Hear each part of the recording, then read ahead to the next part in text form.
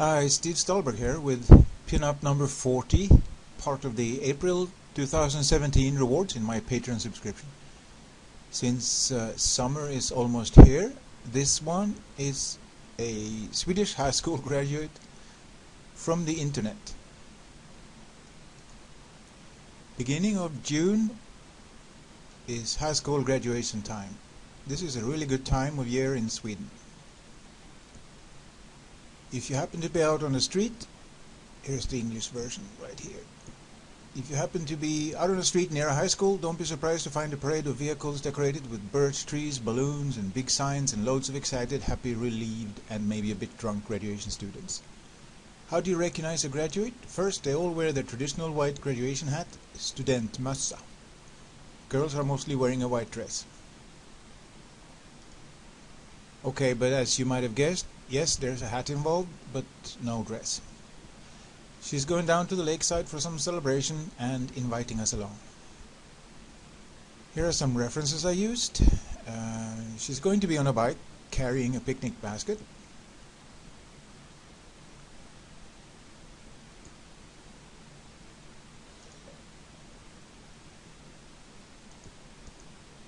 There's the hat, there's the bike, there's the basket. From this one I used actually only the little house in the background, which you will see later. And so I start sketching.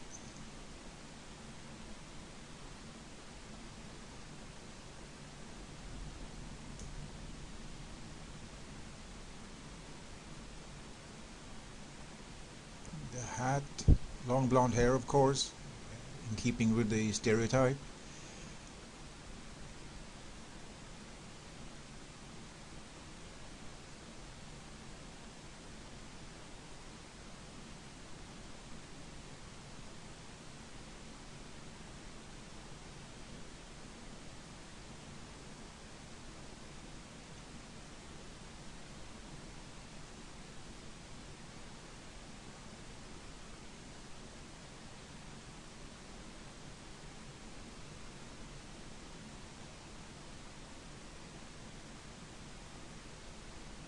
Bike saddle,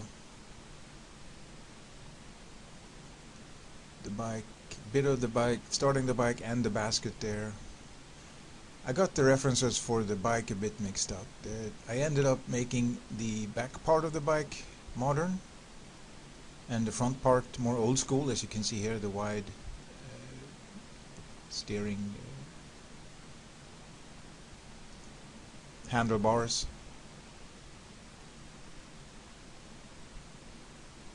But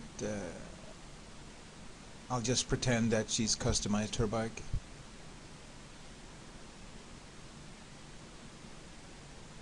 Or repaired it with parts from the other different bikes.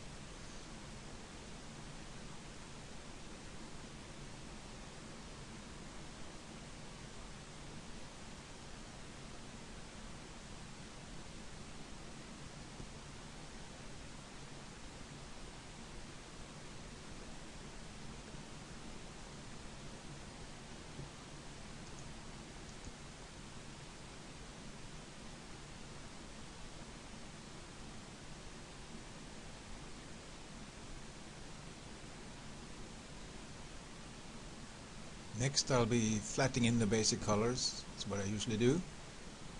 Going for the intermediate color in each area, mostly. In some cases for lighter materials I will go for the shadow color first and flat that in first.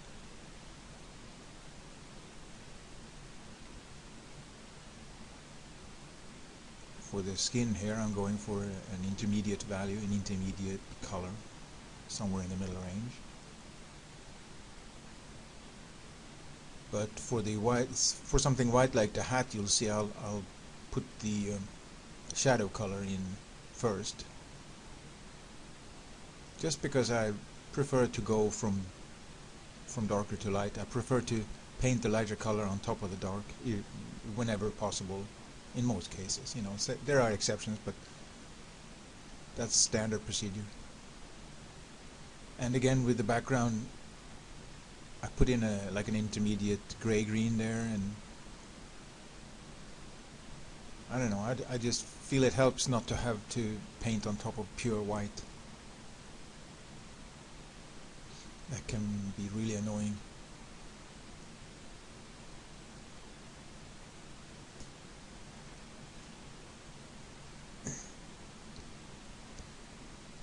There's going to be a lot of patches, bright patches here, like dappled light coming through the leaves, and what I'm going to try to capture is the halo effect around each one of those little dapples. Each bright spot is going to have a little halo around it of a brighter color. You see, I've started it a little bit here, trying to get a border around each, but it's very difficult to do that because you keep moving and changing those dapples, so often you will ruin that border when you do that. So that's yeah, that's very tricky. What I'm going to try to do is to paint them on a layer and to try to not add the borders until I'm happy with all the dapples. But as you can see here, I added a few of the larger ones already, and a bunch of smaller ones there, but I didn't continue. Now you see here I added a layer, but that's for the lens flare which was in my reference, and I thought yeah, lens flares have been overused, but in this case we're looking almost straight into the sun, so I thought it should be possible to do it here. And I'm painting it manually. I'm not using Photoshop's automated lens flare function.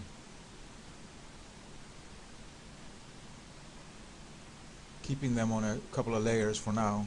Later I drop that down, but until I'm sure that I want to keep them, you know. And here I'm painting the white on the hat, like what I mentioned earlier.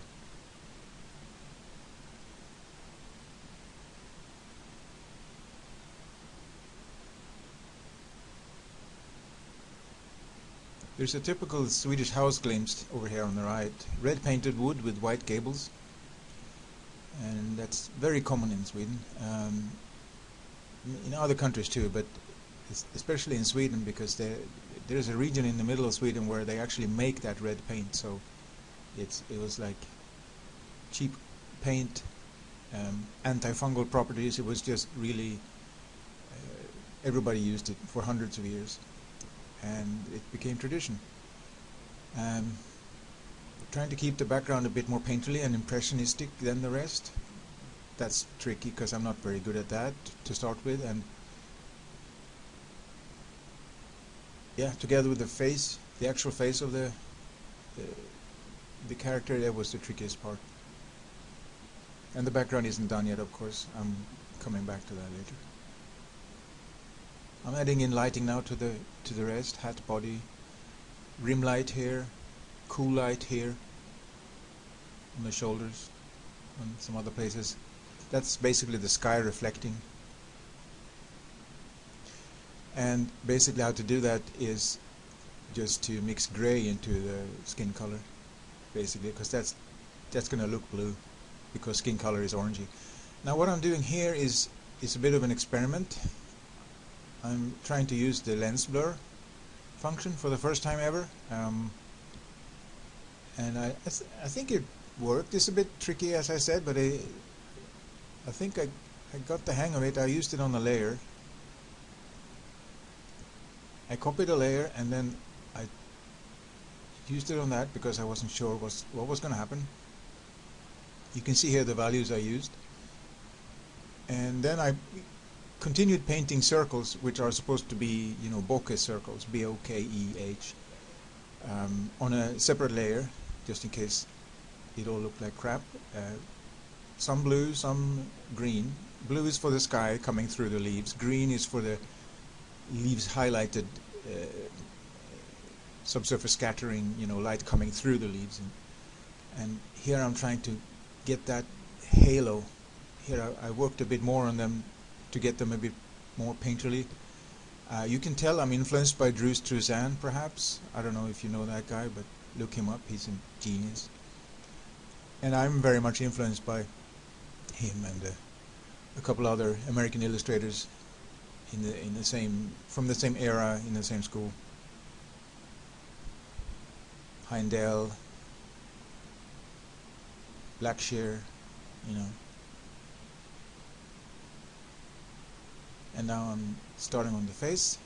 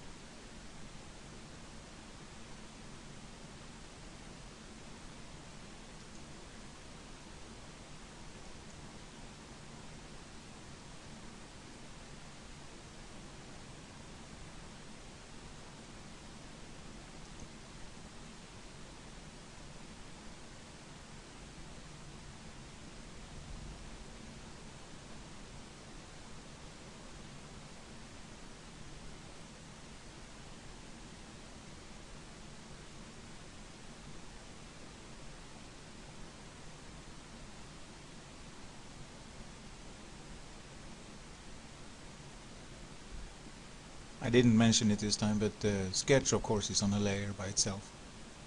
And right now it's switched off. You'll see it coming in, being turned on and off. But I'm sure that's obvious to most people. I just want to make sure I mention it in case somebody is wondering. These wrinkles here are tricky to do because they'll make a subject look old if you're not really careful. And I was constantly, erasing them and putting them back in, and too much, too little, too much, too little, like that. I made her cheekbone a little bit too harsh right here. I softened that later in the final version. Although I was trying to go for a strong jaw, but again, that's also another very tricky thing you have to balance. It can make a person look a little angry, a little harsh. I don't know. I didn't want that for her. I think I had the neck a little bit too thick as well, and I think I adjusted that a tiny bit late, right at the end.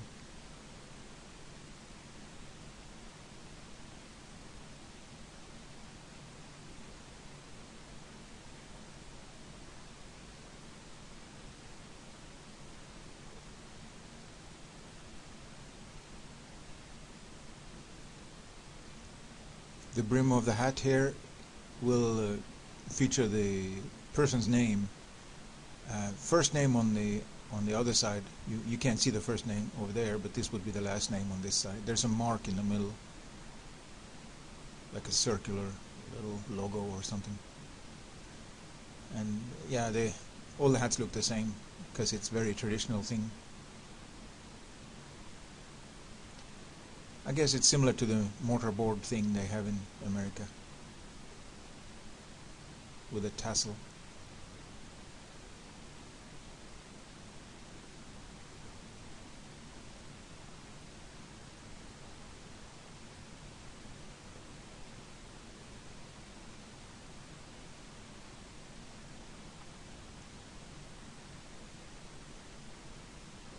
At one stage everybody throws their hats up into the air. I think they do that in America too. Although it's harder in America to find your hat after you do that, I guess, because your name isn't featured on on the front of the brim. Anyway, this is the body. Working on the hair now a little bit.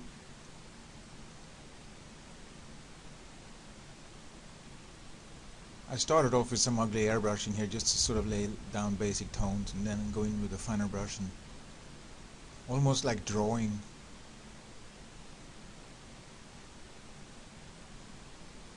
If I'd done the airbrushing just right to start with, there's not a lot of additional brush strokes that are needed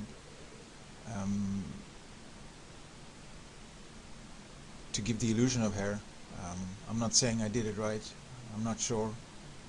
I guess I kinda got it nearly there with the hair, but I mean, it's not great. It's not wonderful hair, but from a bit of a distance, I guess it'll do. You don't look too close. And yeah, I added a pair of panties here, or bikini, lower bikini part, for safe for work reasons, on a layer, of course. And now to the food. Picnic basket. Some French bread, some wine, red wine, I guess. I'm not a big wine drinker, but it does really go very well with French bread and French cheese, which I assume she has in her basket here somewhere. There are some anonymous lumpy things here that I just didn't bother even thinking about what they are. I just sort of had a general idea, well, maybe salami, maybe camembert or brie or something. I don't know. Napkins, cutlery, glasses. Just generic shapes that I guess I shouldn't recommend doing it that way. I should teach you guys to do it properly, but yeah, it's such a small part of the final image, half hidden like this, so I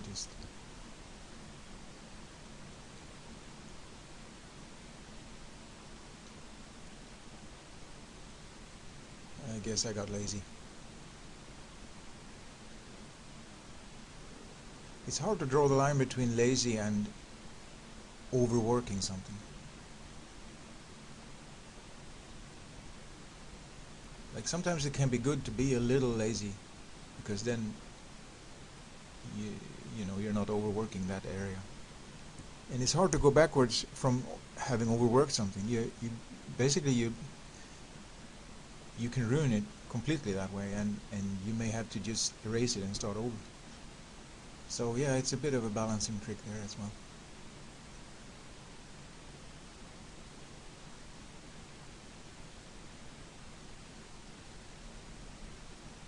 Working on the bike here, a bit of like damage or rust or aging the paint, and I'm about to paint some rust here on the chrome part, because as I said, these handlebars are a little older type bike, so they've been around a while.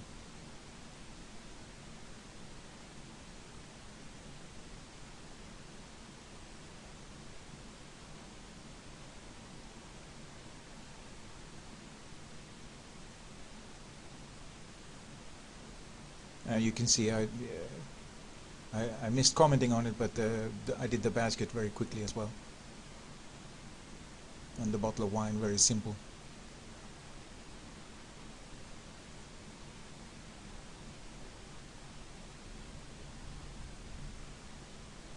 Some people would call it lazy, other people would call it impressionistic. I don't know. We're nearing the end here, but there's still a bunch of stuff to be polished. The bike hasn't been really done yet, and the background surface, the lower half of the background hasn't really been addressed much. Working on the saddle now.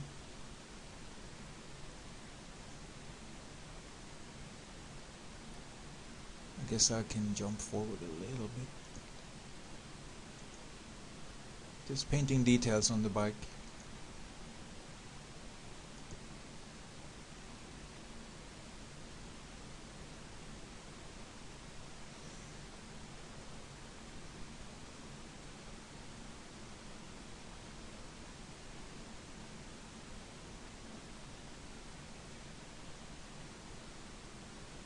The rear brakes.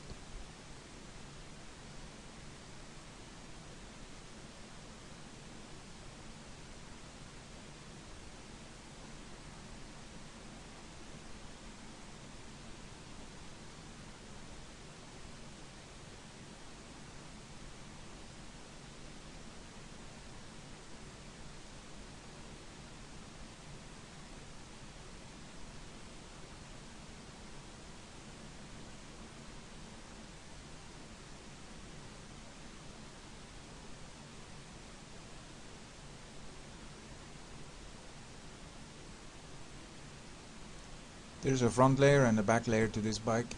One layer of the bike is behind her, and then the other layer is in front of her. So, yep, that's done. I added an octopus here.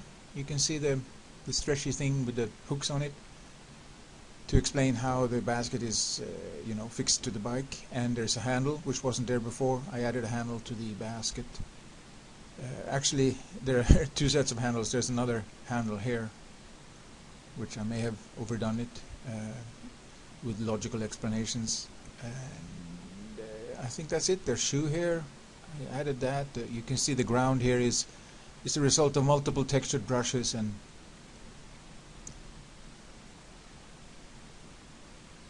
I think that's it. Yeah. Thanks for watching and for supporting. See you again in May.